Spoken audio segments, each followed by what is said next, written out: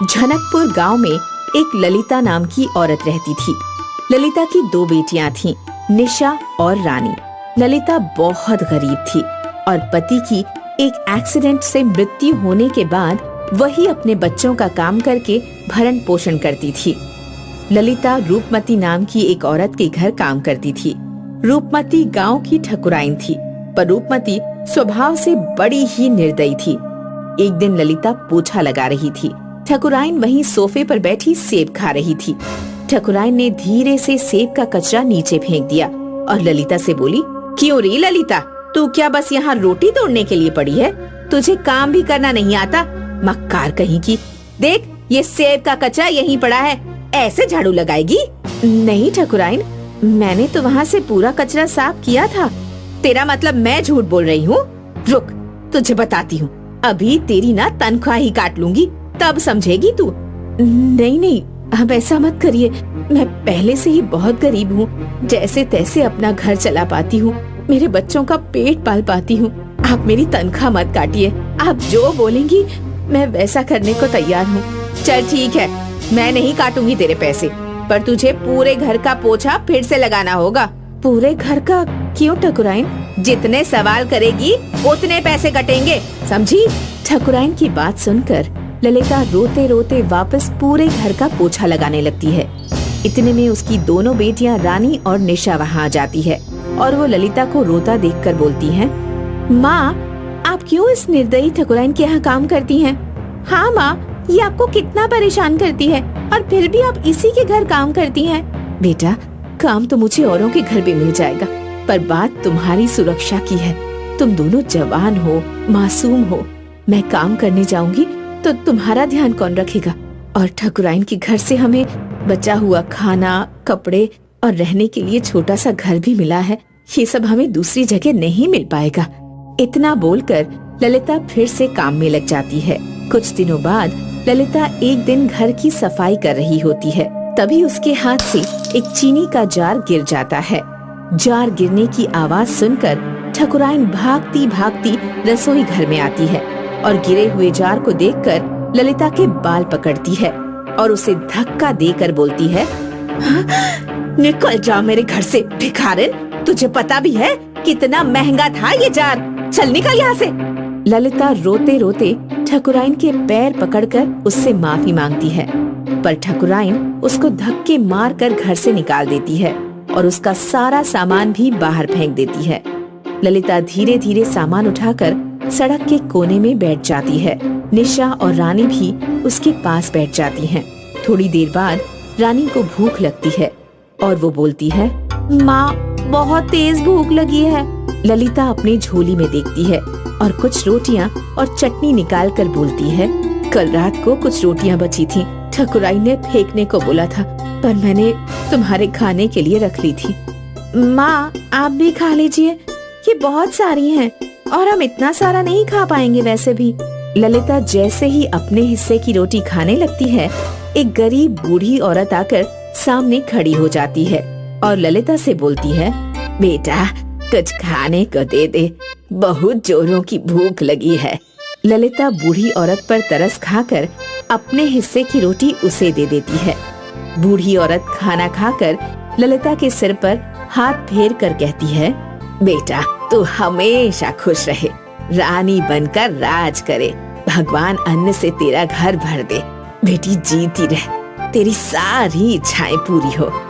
ललिता को दुआएं देकर बूढ़ी औरत चली जाती है। ललिता निशा और रानी को लेकर घर घर काम मांगने जाती है। तभी उसे गांव के सरकारी स्कूल की प्रिंसिपल निर्मला के घर काम मिल जाता है। निर्मला स्वभाव की बहुत अच्छी और समझदार होती है। वह रानी और निशा को अपनी बेटियों की तरह प्यार करती है। एक दिन ललिता पोछा लगा रही होती है और निर्मला स्कूल की फाइल का कुछ काम कर रही होती है। निर्मला ललिता को देखकर कहती है, ललिता, तुमसे एक बात पूछूं? हाँ, पूछिए ना मेम साहब। सबसे पहले तो तुम मुझे मेम साहब नहीं, दीदी बोला करो। और दूसरी बात, तुमने निशा और रानी के भविष्य का क्या सोचा है?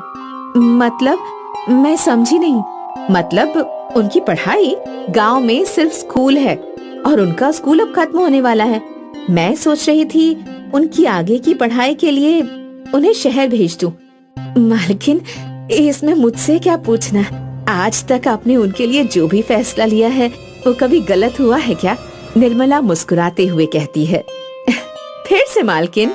निर्मला और ललिता दोनों हंसने लगती हैं।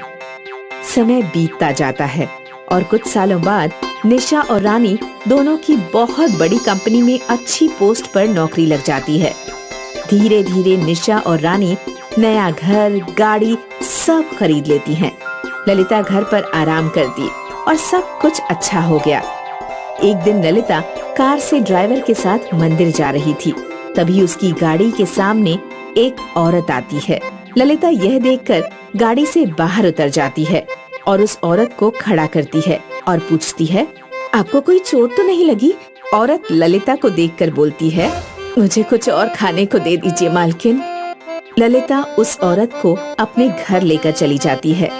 रानी और निशा उस औरत को देखकर कहती हैं, माँ, ये आप किसको अपने साथ लेकर आई हैं? हाँ माँ, कौन है ये? ये ठकुराइन है जिनके यहाँ मैं काम करती थी। माँ, आप इनको क्यों साथ लेकर आई हैं? आप भूल गयी इन्होंने कैसा कैसा बर्ताव किया है आपके साथ? हाँ माँ, आप इनको कुछ पैसे या खाना दे देती, इन्हें घर लाने की क्या जरूरत थी? बेटा, जरूरत थी। इन्होंने मेरे साथ बुरा बर्ताव किया, वो इनका कर्म था। पर तुम ये कैसे भूल सकते हो? सब एक समान नहीं होते। किसी ने हमारी भी तो मदद की, तभी तो आज तुम इस मुकाम पर हो। तो हम क्यों सबके साथ बुरा करें? कोई कुछ भी करे, हमें कभी अपने स्वभाव में परिवर्तन नहीं लाना चाहिए और घमंड का भाव तो कभी नहीं अपनाना चाहिए। ललिता की बातें सुन ठकुराइन ललिता से माफी मांगती है और रानी और निशा को भी अपनी गलती का एहसास होता है और वो भी ललिता से माफी मांगकर ठकुराइन को अपने घर पूरे आदर से रखती हैं। एक शहर में आलोक रहता है। आलोक एक बड़ा बिजनेसमैन है। आलोक की एक बेटी है जिसका नाम नेहा है। आलोक की पहली पत्नी की कैंसर के कारण मृत्यु हो गई। अब आलोक ने दूसरी शादी रंजना से की है। रंजना आलोक और नेहा का बहुत ध्यान रखती है। रंजना सुबह सुबह आलोक के लिए बेड टी लेकर आई। अरे रंजना, तुम सिर्फ हम दोनों का ही ध्यान रखती हो, अपना भी ध्यान रखा करो। तुम दोनों के अलावा अब है भी कौन मेरा? हाँ, लेकिन तुम सुबह देर तक सो जाया करो। ये चाय वगैरह मैं खुद ही बना लूंगा। अच्छा सुनो, मैं तुम्हें बताना ही भूल गया कि मुझे 1 महीने के लिए विदेश जाना है। तुम अपना और नेहा का ध्यान रखना। पर हम दोनों 1 महीने तक कैसे रहेंगे? मैं रोजाना वीडियो कॉल करता रहूंगा। मुझे भी कुछ काम था। हाँ बोलो ना। ये नेहा के स्कूल का फॉर्म था, इस पर आपके साइन चाहिए थे। अरे तुम इतनी सफाई क्यों दे रही हो? मैं तुम पर विश्वास करता हूँ। लाओ, बिना पढ़े ही साइन कर देता हूँ। पहले आप पढ़ तो लो। तुमने पढ़ लिया मतलब मैंने भी पढ़ लिया। आपको कब निकलना है विदेश? आज शाम को ही मैं अपने ATM और क्रेडिट कार्ड देकर जाऊंगा और घर पर रखा कैश भी तुम इस्तेमाल कर लेना। आलोक ने पेपर्स पर साइन कर दिए और शाम को विदेश भी चला गया। नेहा अपने कमरे में सो रही है। आज उसको जगने में बहुत लेट हो गया। नेहा की आँख खुली तो उसने देखा कि आज माँ ने जगाया नहीं है। माँ, आज आपने जगाया क्यों नहीं? और नाश्ता भी नहीं है? हाँ हाँ, तेरी ही सेवा में तो लगूंगी मैं, क्योंकि तू तो कहीं की महारानी है ना, जो हर सुबह तुझे जगा कर नाश्ता कराऊं। माँ, सब ठीक है ना? हाँ, सब ठीक है। जाकर अब किचन में बर्तन मांज ले। माँ, मुझे तो बर्तन मांजने आते ही नहीं है। मांजने नहीं आते तो बर्तनों में खाना कैसे आता है? चुपचाप जा और सारे बर्तन साफ कर दे। और हाँ, बिल्कुल चमचमाते हुए बर्तन चाहिए मुझे, वरना मुझसे बुरा कोई नहीं होगा। आज माँ को क्या हो गया है? मेरे साथ इतना अजीब और गंदा बर्ताव क्यों कर रही है? अब जल्दी से बर्तन धो देती हूँ। अगर समय से बर्तन ना धोए तो ना जाने ये क्या करे। नेहा किचन में जाकर जैसे तैसे बर्तन साफ करती है और उसको अपने मम्मी पापा की बहुत याद आती है। नेहा ने बर्तन साफ किए और अपने कमरे में चली गई। दोपहर को नेहा को भूख लगी और वो अपने कमरे से बाहर आई। उसने देखा कि रंजना सोफे पर बैठी है और टीवी देख रही है। मुझे समझ भी नहीं आ रहा कि माँ से खाना मांगूं या नहीं। वैसे ऐसा भी तो हो सकता है कि सुबह उनका मूड किसी बात को लेकर खराब हो, लेकिन अगर ऐसा होता तो आज माँ ने मुझे खाने के लिए आवाज क्यों नहीं लगाई? माँ रोज तो ऐसा करती थी। पापा के जाने के बाद से यही चल रहा है। रंजना की नजर नेहा पर पड़ जाती है। क्या हुआ, क्यों खड़ी है? माँ भूख लगी है। अरे ये भिखारी लोग भी ना चैन से नहीं रहने देते, कभी कुछ कभी कुछ। चल जा किचन में जा और खाना रखा है उठाकर खा ले। ठीक है माँ। लेकिन बर्तन भी साफ करके रख देना। नेहा किचन में गई तो उसने देखा कि वहाँ रात का बासी खाना है। नेहा की माँ के पास जाने की हिम्मत नहीं हुई, इसलिए उसने वही खाना रोते हुए खा लिया। इस प्रकार 1 महीना बीत गया और आलोक के वापस आने का समय हो गया। रंजना बेड पर बैठकर इंस्टाग्राम चला रही है। आलोक आज पूरे 1 महीने बाद घर आया, लेकिन रंजना ने उसे इग्नोर कर दिया। रंजना, तुम मुझे ऐसे इग्नोर क्यों कर रही हो? अरे भाई, मैं इतने दिनों बाद घर आया हूँ, क्या तुमको खुशी नहीं हुई? ओह हाँ, समझ गया, मैं तुम्हें वीडियो कॉल नहीं कर पाया, शायद इसीलिए मुझसे नाराज हो। रंजना, मैं बहुत टेंशन में था और अब मुझे फीवर भी है। इतने पागल क्यों हुए जा रहे हो? क्यों इतना शोर कर रहे हो? अरे विदेश से आए हो ना, कोई फौज से थोड़ी ना आए हो जो घर को इतना सिर पर उठा कर रखा है। मतलब ये क्या हो गया है तुम्हें? मैं इतनी टेंशन में हूँ, फिर भी खुश होने की कोशिश कर रहा हूँ, लेकिन तुम मुझसे ऐसे बात कर रही हो। मैं अभी अपने दोस्तों के साथ व्यस्त हूँ, सभी इंस्टाग्राम पर चैट कर रहे हैं। रुको, अभी बाद में बात करते हैं। रंजना अपने फोन पर लग जाती है। आलोक गुस्से में कमरे से बाहर निकल आता है। नेहा बाहर खड़ी होकर सारी बातें सुन रही है। वो अपने पापा को 1 महीने में हुई सारी बातें बताती है। आलोक बुखार से तप रहा है, लेकिन उसका ध्यान नेहा रखती है। रंजना उठकर भी नहीं आती। क्या हुआ पापा, आप किस टेंशन में हो? बेटा, अब तेरे अलावा कौन है सुनने वाला? हमारी कंपनी डूब गई और मुझ पे अब बहुत कर्जा हो गया है। कोई बात नहीं पापा, आप टेंशन मत लो, सब ठीक हो जाएगा।